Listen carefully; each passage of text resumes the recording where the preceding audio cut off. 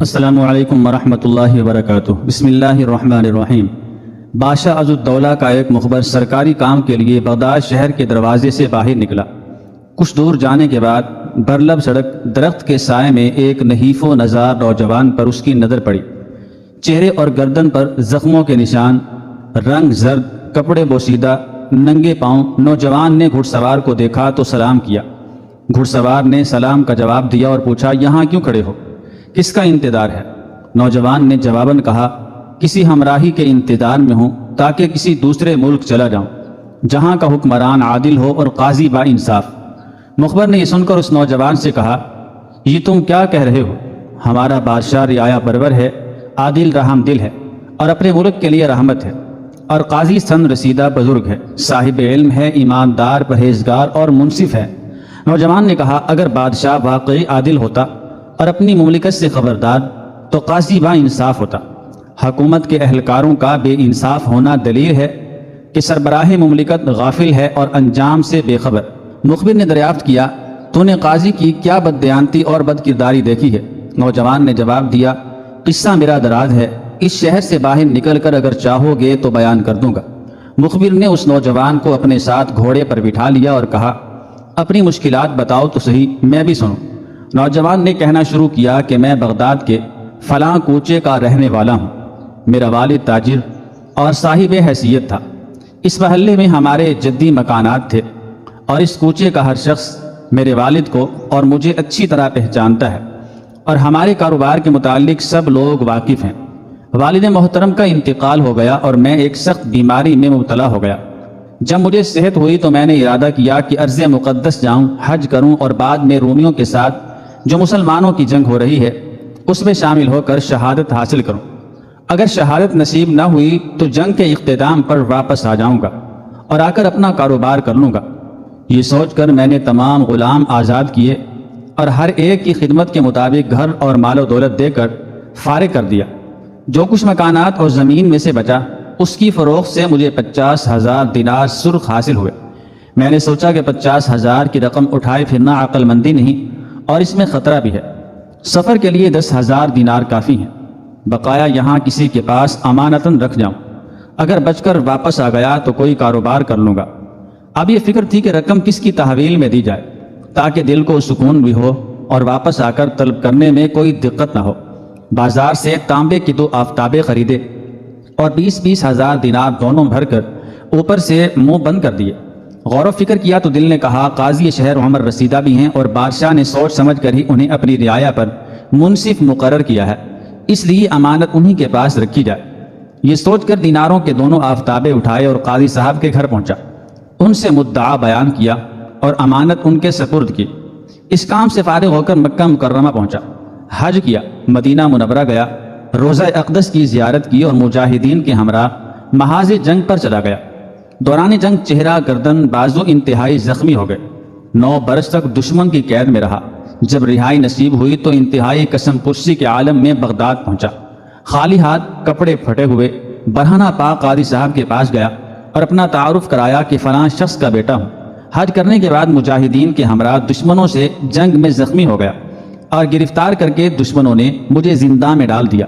رہائی کے بعد اب جو میرا حال ہے آپ کے سامنے ہے۔ مجھے 2 آفتابوں کی رقم جو امانتاً آپ کے سپرد کر گیا تھا دے دیجیے۔ قاضی صاحب نے میری داستان سنی انسنی کر دی اور مجھے کوئی جواب دیے بغیر اٹھ کر اندر چلے گئے۔ میں دل شکستہ ہوا اور اٹھ کر چلا آیا۔ اس حالت میں کسی عزیز کے گھر جاتے ہوئے شرم محسوس کرتا تھا۔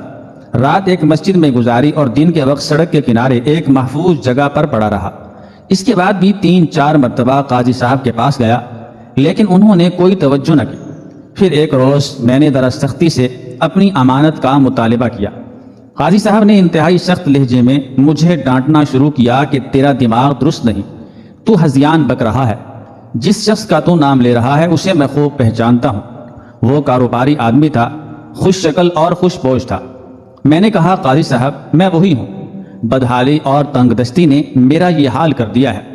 قاضی صاحب بولا، تو جھوٹ بول رہا ہے، میں نے تجھے کبھی نہیں دیکھا۔ جو کچھ تو کہہ رہا ہے اس کی مجھے کوئی خبر نہیں۔ یہاں سے چلتا بن اور میرا وقت ضائع نہ کر۔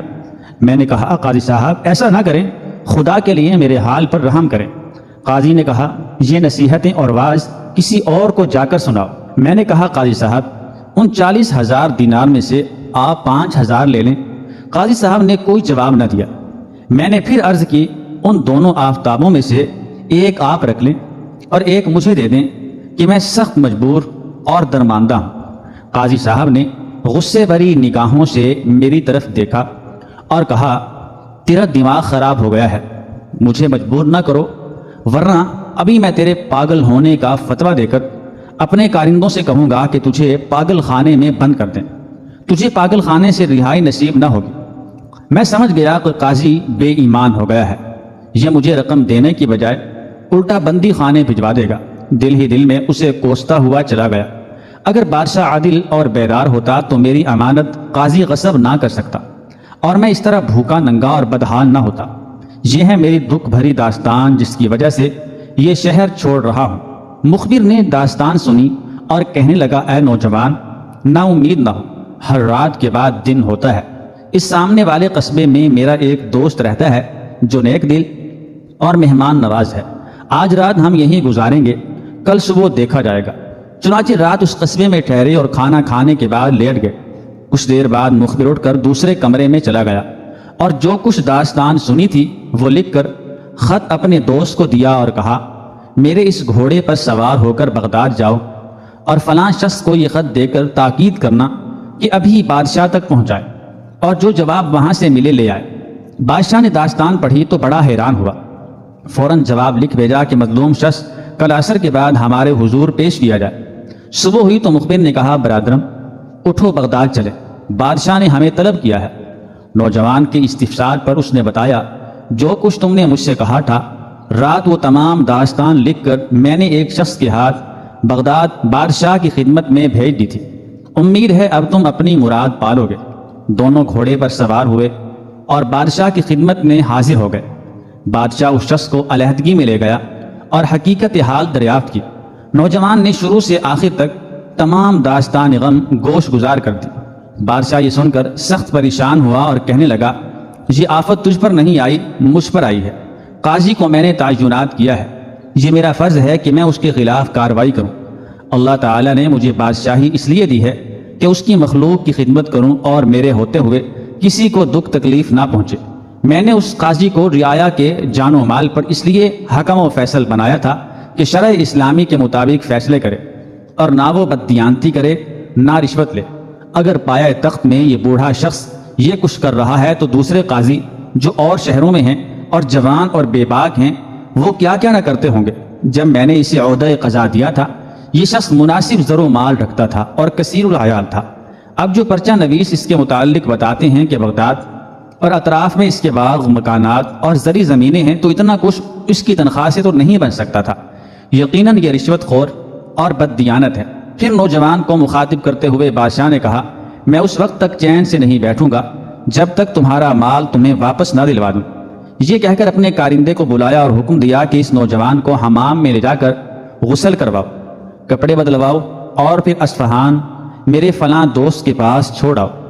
پھر نوجوان سے کہا کہ وہاں آرام اور سکون سے رہو اور جب میں طلب کروں، جب میں بلاؤں فوراً میرے پاس حاضر ہو جانا۔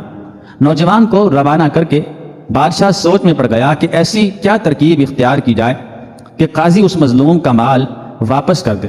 اگر قاضی کو بلا کر ڈراؤں دھمکاؤں تو وہ کسی طرح بھی اقرار نہیں کرے گا اور نہ مال واپس کرنے پر آمادہ ہوگا، بلکہ رعایا میں چمگوئیاں شروع ہو جائیں گی کہ بادشاہ مال و دولت کے لالچ میں بزرگ اور صاحب علم قاضی کو تکلیف پہنچا رہا ہے۔ کوئی ایسا طریقہ کار ہو کہ قاضی کی خیانت بھی آشکارا ہو جائے اور اس شخص کو اس کا مال بھی مل جائے۔ نوجوان کو قاضی سے ملے 2 ماہ سے زیادہ عرصہ گزر گیا تھا۔ قاضی دل ہی دل میں خوش تھا کہ یہ 40,000 دینار اپنے ہوئے، تاہم اس نے کچھ مدت اور انتظار کرنا مناسب جانا تاکہ اس کے مرنے کی خبر سن لے۔ 2 ماہ گزرنے پر بادشاہ نے اپنا خادم اس پیغام کے ساتھ قاضی صاحب کے پاس بھیجا کہ بادشاہ سلامت نے یاد کیا ہے۔ قاضی فوراً حاضر خدمت ہو گیا۔ بادشاہ اسے خلوت میں لے گیا اور کہا میں آج کل اس قدر پریشان ہوں کہ رات کو نیند نہیں آتی۔ زندگی کا کوئی بھروسہ ہے نہ حکومت اور اقتدار کا۔ غنیم کا لشکر چڑھائے یا مجھے موت آ لے، دونوں صورتیں پریشان کن ہیں۔ تمہیں علم ہے میرے لڑکے بھی ہیں اور لڑکیاں بھی۔ لڑکوں کے متعلق مجھے اتنی فکر نہیں، لیکن میں اپنی بچیوں کی طرف سے فکر مند ہوں۔ وہ بے سہارا ہو جائیں گی اور ان کا کوئی پرسان حال نہ ہوگا۔ تمہیں اس وقت بلانے کا مقصد یہ ہے کہ میری مملکت میں تم سے زیادہ سن رسیدہ، پرہیزگار، خدا ترس اور دیانتدار کوئی نہیں۔ میں چاہتا ہوں کچھ زر و جواہر تمہارے پاس بطور امانت رکھ دو۔ اگر کل کلاں کوئی ایسا واقعہ پیش آ جائے اور میری بچیوں کا کوئی پرسان حال نہ رہے تو تم انہیں اپنے پاس بلا کر خاموشی سے ان کی امانت ان کے سپرد کر دینا۔ یہ راز میرے اور تمہارے درمیان ہے، کسی اور پر ظاہر نہ ہو کہ لڑکیوں کا حصہ تمہارے پاس جمع ہے۔ تم اپنے گھر میں ایک تہخانہ تعمیر کراؤ اور جب وہ تیار ہو جائے تو مجھے اطلاع دینا تاکہ وہ زر و جواہر جو بچیوں کو دینا چاہتا ہوں بھجوا دوں۔ قاضی صاحب نے عرض کیا، جناب کا حکم سر آنکھوں پر، میں ہر خدمت کے لیے حاضر ہوں۔ بادشاہ نے خادم سے کہا، بادشاہ نے خادم سے کہہ کر 200 دینار منگوائے اور قاضی کو دیتے ہوئے کہا، یہ تہخانہ بنوانے کا خرچہ ہے، اگر ضرورت ہوئی تو اور لے لینا۔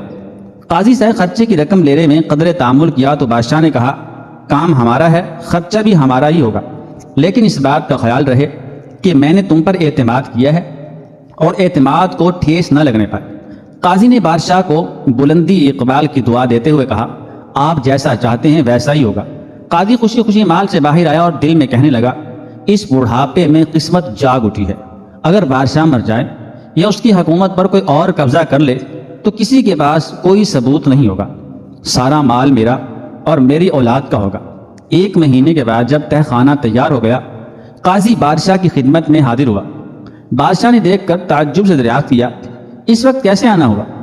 قاضی نے جواب دیا، مجھے آپ نے جو کام سونپا تھا وہ حسب ارشاد تیار ہو گیا ہے، حضور کو مطلع کرنا مقصود تھا۔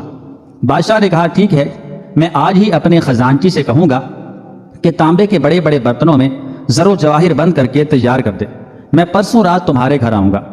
حسب وعدہ اس رات بادشاہ گھوڑے پر سوار ہو کر قاضی کے گھر پہنچا۔ قاضی انتظار میں تھا۔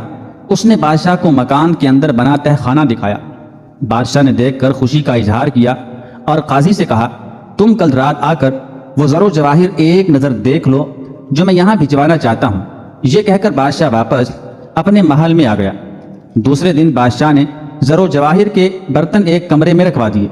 رات جب قاضی بادشاہ کے پاس آیا تو بادشاہ اسے ساتھ لیے اس کمرے میں داخل ہو گیا جہاں زر و جواہر کے برتن بھرے رکھے ہوئے تھے۔ وہ ایک ایک برتن کا منہ کھول کر دکھاتا اور زر و جواہر دیکھ کر قاضی کی آنکھیں خیرہ ہوتی جاتی۔ بادشاہ نے کہا، اس ہفتے رات کے وقت یہ سارا مال و زر تمہارے پاس پہنچ جائے گا۔ قاضی خوشی خوشی اپنے گھر روانہ ہو گیا۔ اگلی صبح بادشاہ نے اپنی خادم کو اصفہان روانہ کیا کہ اس نوجوان کو لے آؤ۔ جب وہ نوجوان آ گیا تو بادشاہ نے کہا، اب تم قاضی کے پاس جاؤ اور اس سے کہو کہ میں نے بہت صبر کیا ہے اور آپ کے احترام کی وجہ سے خاموش رہا، مگر اب مزید صبر اور تحمل کی طاقت نہیں۔ تمام بغداد والے مجھے اور میرے والد کو پہچانتے ہیں کہ ہم کس قدر دولت مند تھے۔ کوئی شخص میرے لیے گواہی دینے میں عار محسوس نہیں کرے گا۔ اگر آپ نے میری امانت واپس نہ کی تو میں بادشاہ عزالدولہ کے حضور پیش ہو جاؤں گا اور جو کچھ مجھ پر بیتی ہے اور آپ نے جو سلوک روا رکھا ہے بلا کا مقاس بیان کر دوں گا۔ اس کے بعد جو کچھ تمہارے سر آئے گا سارا بغداد دیکھے گا اور سننے والا عبرت حاصل کرے گا۔ جو کچھ وہ جواب دے مجھے آ کر بتانا۔ حسب حکم وہ نوجوان قاضی کے پاس گیا اور جو کچھ بادشاہ نے پڑھایا تھا وہ بیان کر دیا۔ قاضی سوچ میں پڑ گیا کہ اگر اس نے بادشاہ کی خدمت میں پیش ہو کر اپنی داستان سنا دی تو وہ شک میں پڑ جائے گا اور جو مال و زر اس نے یہاں بھیجنے کے لیے تیار کیا ہے اسے روک لے گا۔ بہتر یہی ہے کہ اس کے وہ 2 آفتابے واپس کر دیے جائیں۔ قاضی صاحب نے اس نوجوان سے کہا کہ تم اپنا واقعہ ذرا تفصیل سے بیان کرو، شاید مجھے یاد آ جائے۔ نوجوان نے اپنا تمام واقعہ بیان کر دیا۔ قاضی اسی وقت اٹھا اور اس نوجوان کا بازو پکڑ کر کہا، تم تو میرے دوست کے بیٹے ہو، تمہارا والد تو میرا بڑا یار تھا، تم نے پہلے اتنی تفصیل سے بتایا ہی نہیں۔ یہ کہہ کر وہ اسے اپنے کمرے میں لے گیا اور دونوں آفتابیں دکھا کر پوچھا، کیا یہی تمہاری امانت ہے؟ نوجوان کے ہاں کہنے پر قاضی نے کہا، اپنی امانت اٹھا لو اور جہاں چاہو لے جاؤ، یہ تمہارا مال ہے۔ اس نوجوان نے دونوں آفتابیں اٹھائے اور دربار میں پہنچ کر بادشاہ کے سامنے رکھ دیے۔ بادشاہ یہ دیکھ کر مسکرایا اور کہا، اللہ تعالیٰ کا لاکھ لاکھ شکر ہے کہ حق و حقدار رسید۔ چنانچہ بادشاہ نے حکم دیا کہ قاضی کو بلایا جائے اور اس کی دستار اس کے گلے میں ڈال کر ہمارے سامنے حاضر کیا جائے۔ حسب حکم قاضی کو بادشاہ کے سامنے پیش کیا گیا۔ دربار میں داخل ہوتے ہی قاضی کی نگاہ تخت شاہی کے سامنے دھرے آفتابوں پر پڑی اور ایک طرف وہ نوجوان کھڑا نظر آیا۔ قاضی سمجھ گیا کہ یہ تمام کھیل بادشاہ نے ان دو آفتابوں کی بازیابی کے لیے کھیلا ہے۔